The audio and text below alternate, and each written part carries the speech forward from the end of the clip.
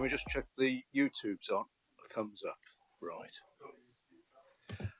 Oh, okay. Good morning, everybody. It's 10:30, so welcome along to this morning's Planning and Right of Way Committee meeting, which is being broadcast live on YouTube, and of course will be available for future viewing.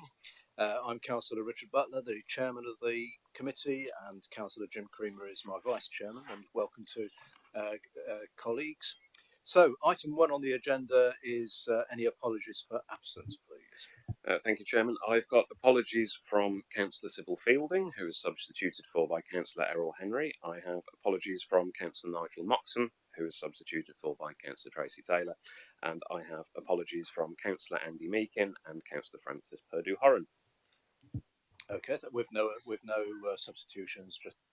Just apologies. Thank you. And item 2 is any declarations of interest by members and officers. And so, do members have disclosable pecuniary interest to declare? And do we have any private interest that anyone wants to declare? No. Okay, thank you very much. So, no interest there, which doesn't mean there's no interest in the meeting. So, item 3 is declarations of lobbying. Does anyone have anything to declare on lobbying? I suspect not. No. Okay, thank you. So, item 4, minutes of the previous meeting, which was held on the 17th of January. Those of us who were here, it was quite a detailed, lengthy meeting, but are we all happy that those minutes are accurate and correct? Yep. Okay, thank you. So I'll sign the minutes shortly. Right, so we'll go on to the main reason we're here today, which is today's planning applications. The first one is item 5, which is the Outward Academy Portland Workshop. I will move the recommendations as shown on the report. Can I have a seconder, please? Formally second and reserve the right to speak. Thank you very much. And so, Mr. Marsh, if you'd like to talk us through the application, please. Thank you, Chair. Outward Portland Academy is in Worksop and is located between Sparken Hill and Netherton Road and lies north of the A57. The school is a secondary school for ages 11 to 16 with 10 forms of entry, which is 1,500 student places. In September 2022, the Academy had 1,485 students on roll. The school building is in a central location on the site, and the built form is one of 3 wings connected at the southern end with a connecting corridor link at the northern end. Grass playing fields lie to the north. There is an area of hard standing at the northern end of the building that is a route for fire tender access. The hard standing towards its eastern end is up to 2 metres above the level of the pitches.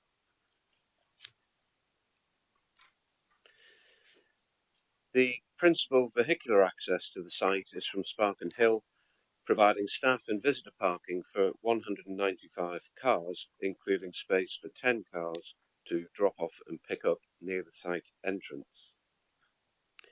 The Academy employs 111 full-time and 65 part-time staff, but during the school day, the Sparken Hill car park is not full, which leaves space for the dropping off and collection of students. There is a zebra crossing on Sparken Hill to the north of the school entrance. Sparken Hill is a straight road at this point, and there are long lengths of carriageway available for short-term parking. The entrance to Sparken Hill Academy Primary School is further along the road in this slide. There is also a zebra crossing on Netherton Road. This slide is taken from the school exit gate. The control crossing point is conveniently located for students who live in the residential area to the east. Parking bays are provided on the east side of Netherton Road. While the frontage houses do not have off-street parking, the parking bays are not reserved for exclusive use by residents. There are also splitter islands at various locations along Netherton Road that provide points at which pedestrians can cross. The proposed development would increase the school published admission number and enlarge the school capacity from 1,500 to 1,800 students. Two-storey teaching accommodation would be provided at the end of each of the 3 building wings. There will be no first floor windows in the end north facing elevation, no first floor windows in the side of the eastern wing closest to Netherton Road, but there would be first floor windows in the side elevation of the wing closest to properties on Dunstan Crescent. However, at a current distance of 48 metres to the property boundary and 64 metres to the rear of the nearest property, established mature screen planting and the proposed extension not being materially closer, it is considered that the proposed extension would not detract from neighbouring amenity. 83 neighbours have been notified by letter and no representations have been received. A minimum 5-metre hard standing would be provided to the north of the extensions to replicate the existing route for fire access. However, this and the supporting bank would encroach onto the existing playing field. Sport England policy seeks to safeguard against development on playing field unless one of several policy exception tests are met. It is proposed to compensate for the playing field lost to development by regrading an area to the south of the top pitch shown on this slide to create more usable playing area. On this slide, the plan on the left shows the existing playing field, and the slide on the right shows the area which will be changed and the playing field extended. It's also proposed to remark pitches and to lower a bank pictured in the foreground of the next slide and provide additional playing field. Next slide.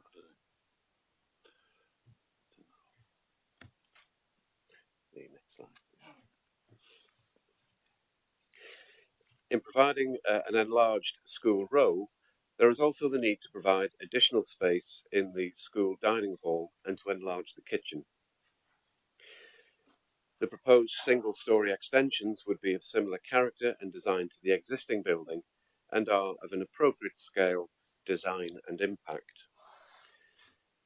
To support sustainable travel to school, additional cycle spaces and cycle lockers are proposed, along with electric vehicle charging stations and ducting to facilitate further provision for EV charging. It is explained in support of the application that the development is to provide additional places for students from 12 residential developments, mainly to the north of Worksop. The school will grow in successive years, and of full occupancy, 23 of the additional places are expected to be taken by children who live locally and can be reasonably expected to walk to school. 76%, that is 254 of the enlarged student population, are expected to travel to school by school bus or public transport, and 45 students are predicted to travel by car. Taking into account car sharing, 26 additional student arrivals and departures are expected by car, and a full occupancy, 18 of those journeys can be expected on Sparken Hill, with an additional 8 accessing the school from Netherton Road. The increase in car traffic associated with drop-off and pick-up is relatively small, and it's recommended that where parents park for school drop-off and pick-up is regularly monitored, with any measures needed to address car parking demand and excessive on-street parking being implemented in the interest of highway safety. It's recommended that planning permission is granted, subject to the conditions set out in Appendix 1. Thank you, Chair. Thank you, Mr. Marsh. Now, we have a speaker on this. The applicant has asked to address the committee, and Mr. Sharp, Mike Sharp, and speakers, you have up to, or you have up to 3 minutes to address the committee. If you're still speaking at 2.5 minutes, we'll tell you there's 30 seconds left, and then that's when we have to stop your presentation. So as soon as you're ready, if you'd like to address the committee, thank you. Thank you, Chair, and thank you, committee, for giving me this opportunity to speak to you. I'm the team manager for Pupil Place Planning, Nottinghamshire County Council. It's the responsibility of my team to ensure a sufficiency of school places, primary and secondary, across Nottinghamshire. We do that on the basis of planning areas. Worksop Town is a planning area, a secondary planning area, and it comprises two schools, Outward Valley and Outward Portland. And part of the process that we undertake on an annual basis is to return what's known as the SCAP report, which is the school capacity report, to the DFE. And what that does is examine the number of places that we have available, the capacity, and the demand for those places. That report has as a central part of it what's known as the projections for each planning area. And the planning area that we're discussing today is Worksop.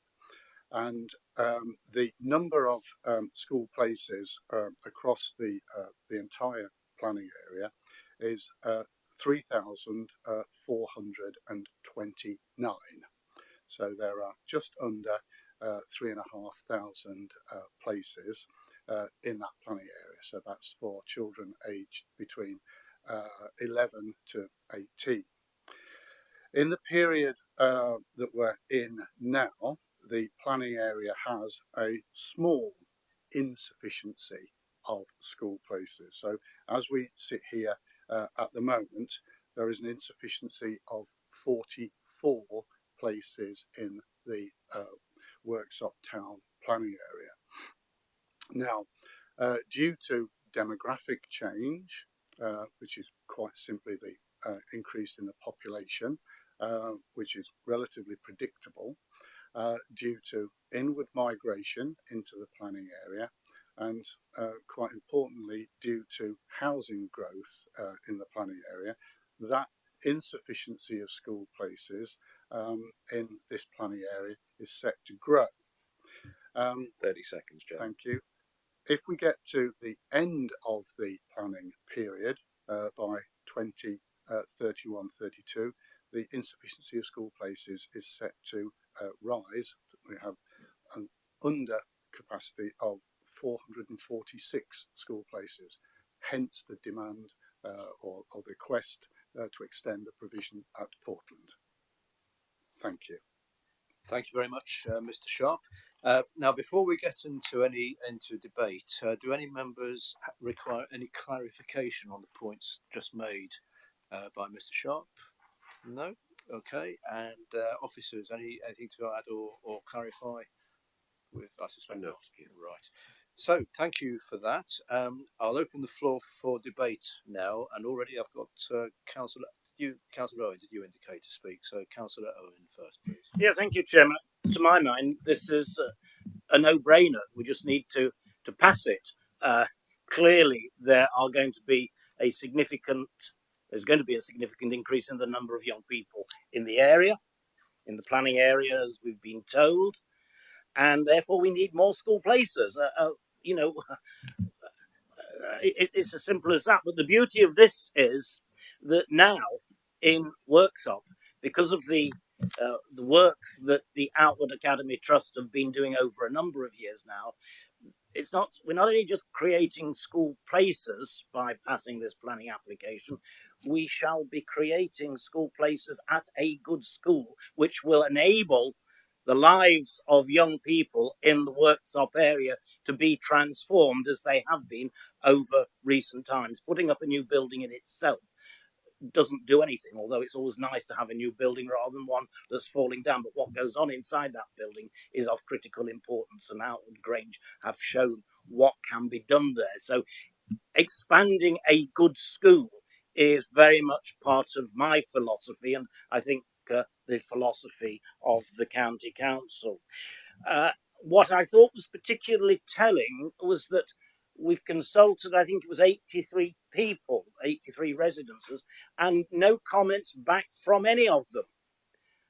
Now, you would expect if, in most cases, that there would have been an uproar from local residents, more children, more vehicles. Well, it's encouraging to see that that doesn't appear to be the case. I do take with a pinch of salt all those figures that were trotted out about the number going, walking to school, cycling to school, flying to school, doing whatever other than going in a car, which, of course, as we all know, as elected members, is utter nonsense, because they will all be taken in cars in the vast majority of cases.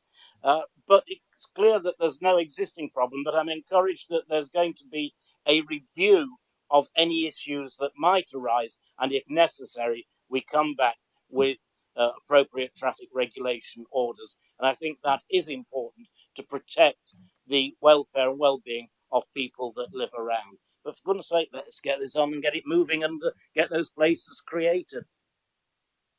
Thank you, Councillor Owen. Thank you for your very positive comments there. It's good to have them, and you're absolutely right. And it was a point that I think we all picked up on, was the lack of any objections from consultees, which is a great position to be in. Does anyone else wish to make any points or ask any questions, or shall we make a decision? I don't see any great urge of wish to say anything. So, right, well, we've heard about the application, we've had the recommendation moved and seconded. Let's have a show of hands, please. Those in favour.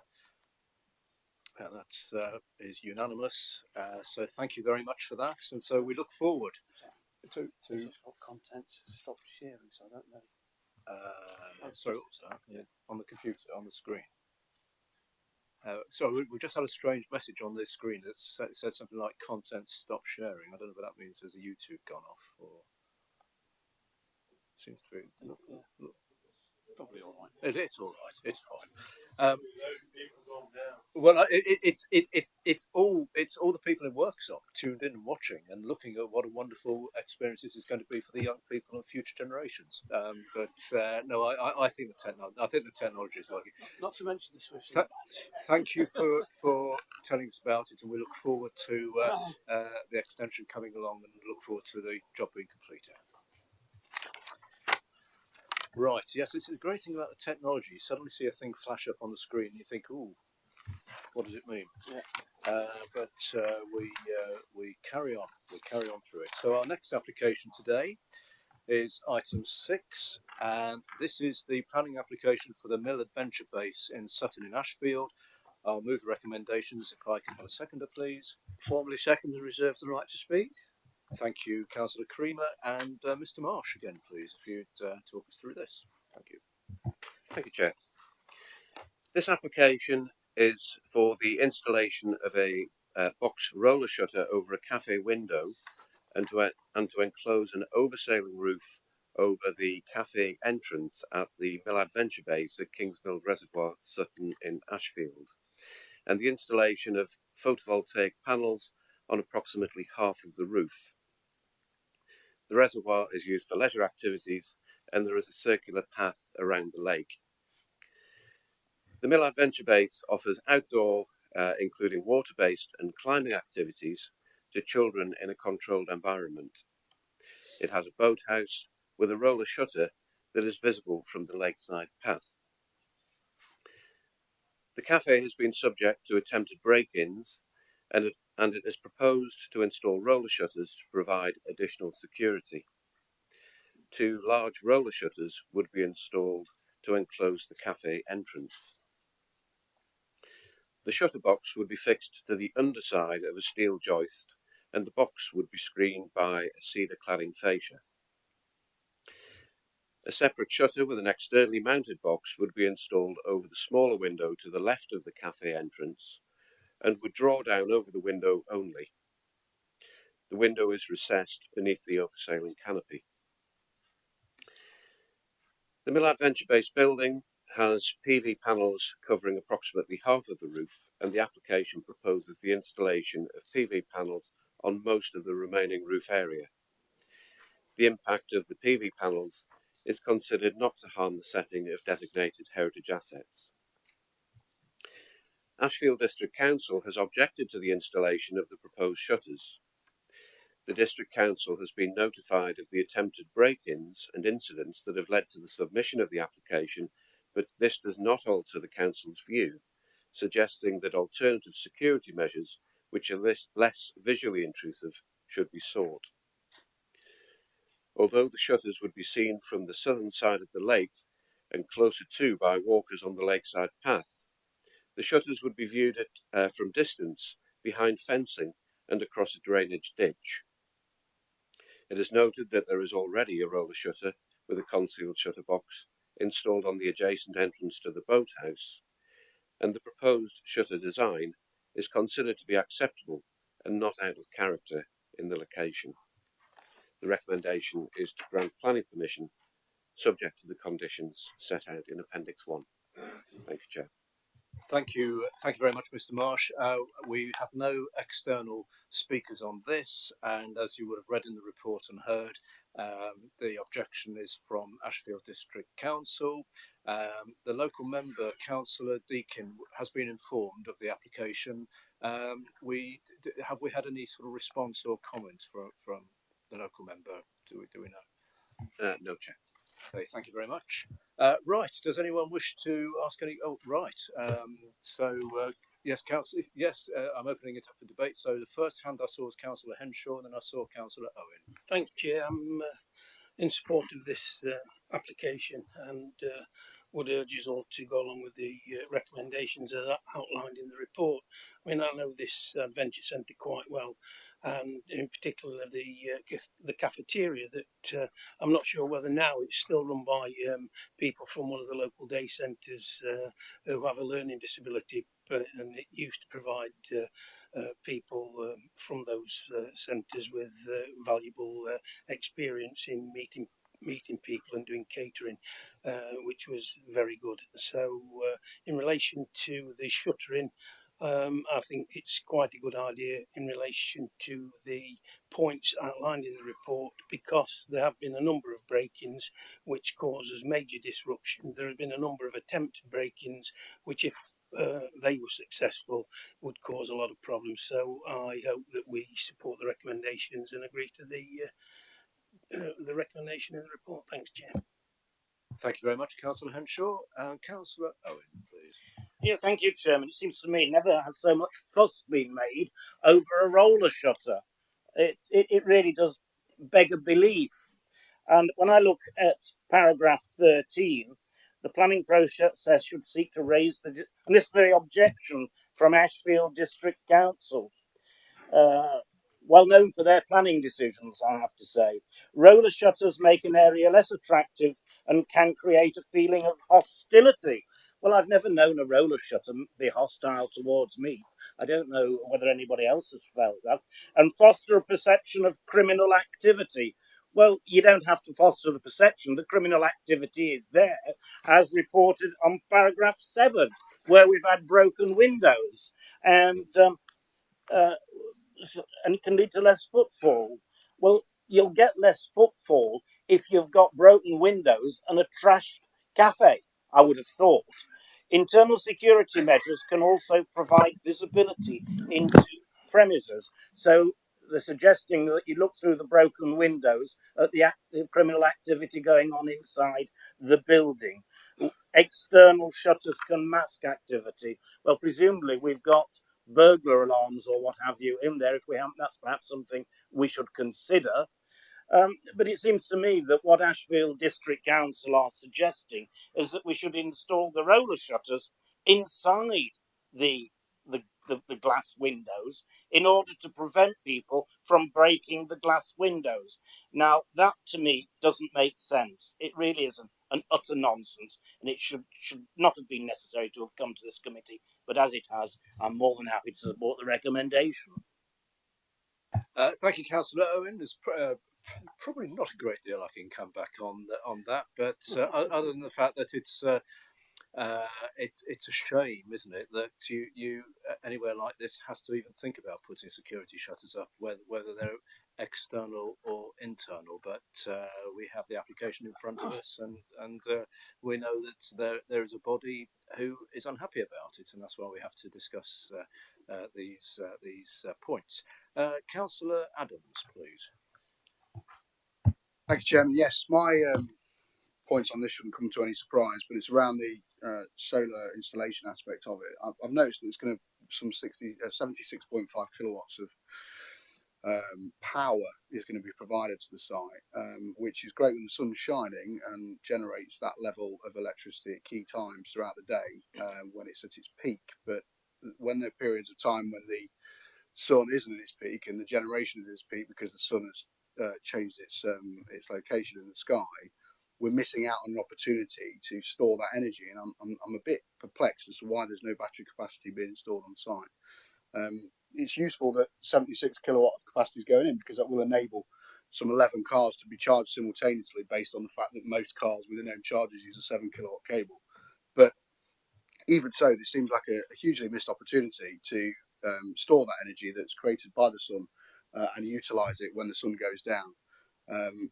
And it just seems an odd one to me that we've not put that forward. It could have provided and almost taken them completely off grid with a decent battery capacity, considering the size of the solar installation, which would have saved them a significant more amount of money than they're going to save with this. So that's all I've got on that. Thank you. Thank you, Councillor Adams. Well, thank you for raising that point, because I think most of us, when reading this report, probably focused on the shutters aspect, and the extra solar panels are almost a sort of sideline. I don't really mean it that way, but because we're all very concerned about the security, we've all been looking at that. But good, interesting point you raised there, and it's quite a technical one as well. Do we know, Mr. Marsh? Do we understand why perhaps the on the power side they just seem to want to feed it any extra power or unused power into the grid as opposed to batteries? I'm not sure whether we know that, because I realise you're not the actual applicant as such, but if you could help us, that would be good. Yes, well, it's not something which we would know about. I mean, we are dealing with the planning application for the PV on the roof. I mean, there would be opportunity for the applicant to provide batteries, and that might be, if that was a bill provided within a building externally, that may be something that might need planning permission. Although on the site there is a large boathouse, so it may be possible that they could accommodate that sort of facility inside a building, in which case the need for planning permission would not arise. But as it says in paragraph 11 of the report, the proposal is they're seeking to generate power and almost maximising the whole of the roof of the building to use that power, energy to power electrical vehicle charging points for the minibus fleet, and then feeding surplus to the national grid. Thank you, Mr. Marsh. Is that helpful, Councillor Adams? I just thank you, Chair. Yeah, I just wonder if it would be feasible that we could feed that through to the applicant as an option, because the feeding back into the grid, I also know that the price they will get for it will be significantly under what they would get for the energy they would save if they were doing it on site. So I think it would be an opportunity to speak to them and try and suggest that they could probably reduce their capacity as far as solar panels are concerned, and if they need that extra money to fund the batteries, then you could halve that that solar setup and use the rest of that money for batteries, and actually you'd end up saving yourself a significantly more amount of money by doing that than you would than having this magnificent array, which actually only delivers very, very small savings. Thank you. Well, I think the very fact that you've raised the point and that we're discussing it in the meeting, it will get noted in the minutes, won't it? But do you want to come back on that? Yeah, we'd be happy to pass that message. So yes, we will pass that message on. Councillor Creamer wanted to make a point, and then Councillor Henshaw. Yeah, just on that, it is worth actually checking exactly what their scheme is, because I know at various times, and it does depend a lot on the timing, that you can actually sell back to the electricity board and actually make a little bit more money than using it yourself. But it is a matter of actual timing as well. It's been looked at as well, so it'd be worth asking them their plan. So yeah, no problems with that, because we actually do need to make sure that everything is as environmentally friendly as possible, and of course we want things to survive as well. So in actual fact, if they're actually making the best use of it, well, it's better for everybody anyway. So So I think it was Paul, Nick. Yes, so yes, good points raised, and it's quite a new world for us, for a lot of us still. The solar generation and what we do with it. But yes, that feedback will be, those suggestions will be fed back. Councillor Henshaw. It's not in relation specifically to the application. I mean, I go along with Councillor Adams on this. I mean, when we look at any planning application nowadays, we've got to look at the environmental impact on any decisions that we make.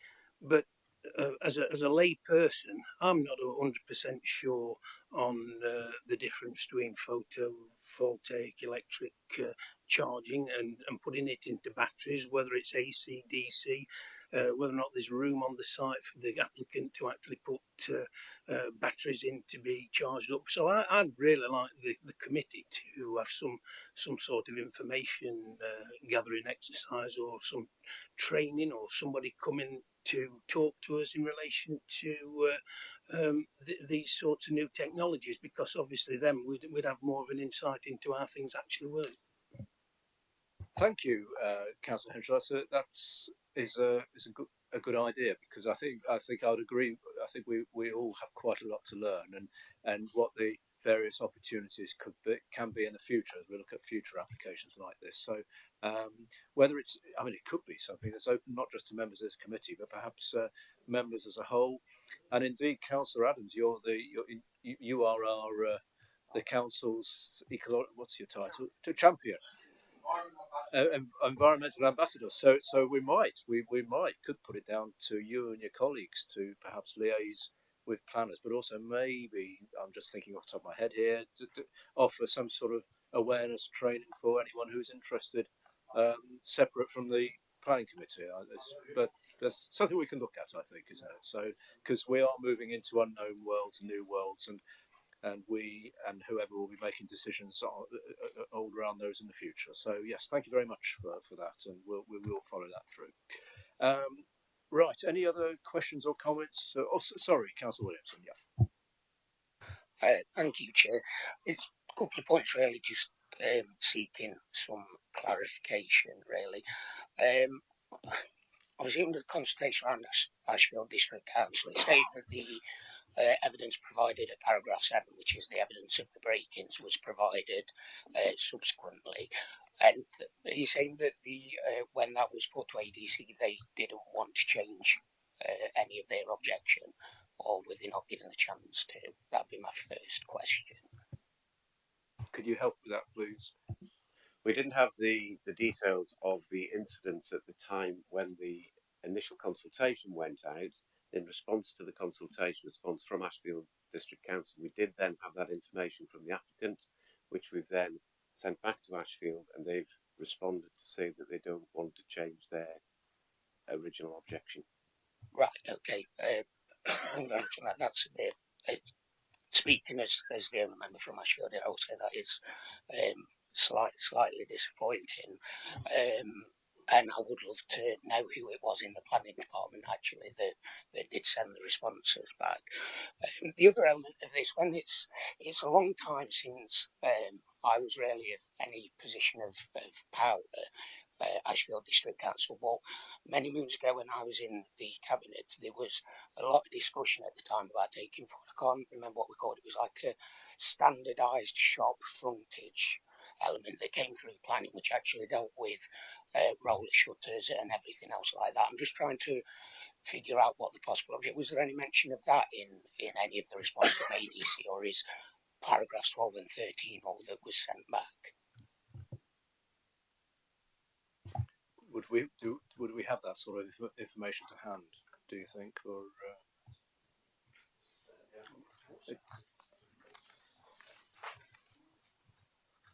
Right, okay, well the response does provide the substance of the objection. There's 2 paragraphs they're quoting from their response.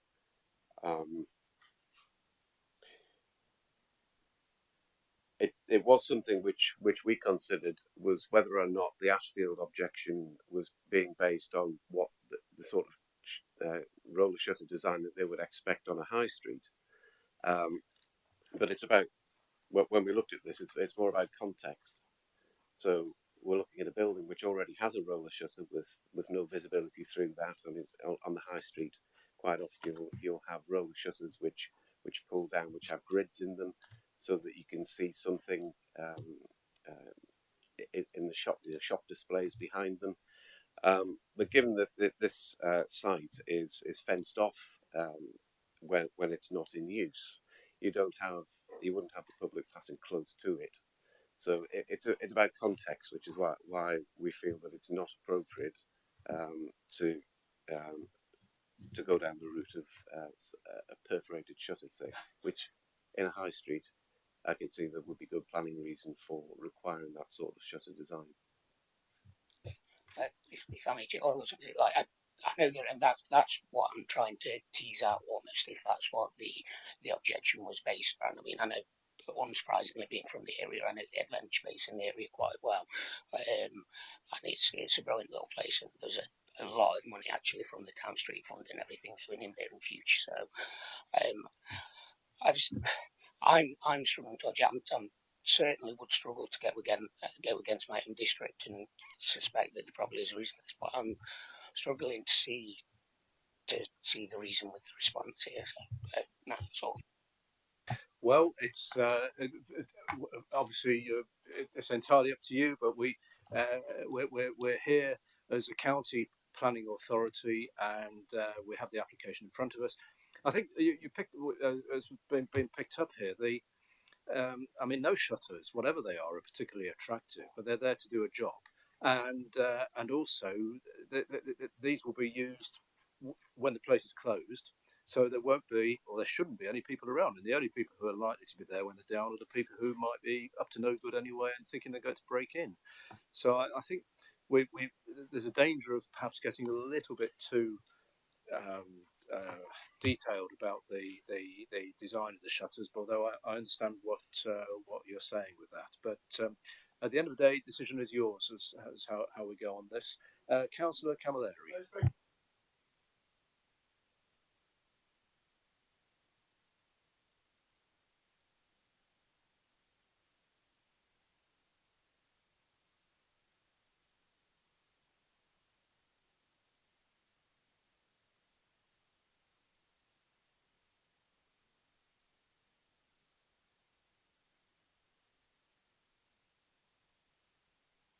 Thank you, Councillor Camilleri. You'll be telling us to roll with it now to making a decision. So talking of which, does anyone? I think we've had a good discussion on this. Any more comments, questions, or shall we make a decision? So we've got the recommendation in front of us. We've raised valid points from members as to the pluses and minuses, and as I mentioned earlier on, it's such a shame that we have to. It's necessary to have an application like this, but it is what it is, and we are where we are. So let's make a decision. All those in favour, please show. Okay, I think that's 1, 2, 3, 4, 5, 6, 7, 8. And anyone against? And for the record, any abstentions? 1 abstention. So that is permission is granted as per the report, but also with the other points we made, picking up on the solar panel futures and perhaps sort of awareness for committee and anyone else who's interested. Okay. Right. So the next item, final item, is the Development Management Progress Report, which is in front of us. There are a couple of things that have been noted on here. I know Mr. Smith wants to just talk us through them, but if you go through your bit first, and I'll pick up on the couple of queries. Yes, Chair. This is your normal report, just detailing the applications that we've received and determined since last committee. Appendix B also sets out the future work programme of committee. It's looking quite a long agenda for April at the moment, although there are several of those reports or several of those applications which will be wrapped up in single reports, so it's not perhaps quite as daunting as it looks, but yeah, it could be quite a lengthy meeting in April the way things are at the moment. So happy to field any questions. Right, thank you. Well, yes, I was going to make that very point actually. At first glance, it does look heavy, but those applications or most of those applications in April are linked together, as Mr. Smith says. Just a couple of observations have been picked up by myself and other members. On page 62, I don't know who does the typing of these, but I think we just need a little bit of checking on here, because I see we have a new member called Ben Cradley on page 62, so I think that might need correcting to Bradley. And then we also appear to have an unofficial boundary change on page 65, where under the Rushcliffe details, for some reason Carlton East has slipped in there, and so I realise it's probably a copy and paste issue, but just for noting, I'd like to reassure everyone that Carlton East is still very much Councillor Adams' domain in Gedling, and hasn't moved into Rushcliffe, although I'm sure they'd like to. Rushcliffe moved into Gedling. Or you could look at the other way as well. So so there we are. But members, any questions, any queries on this? It's relatively just really for noting. So right. Thank you very much for that. So that's the final item on the agenda. Thank you, officers and colleagues, and we'll close the meeting at 11:10. Okay. Thank you very much. Thank you.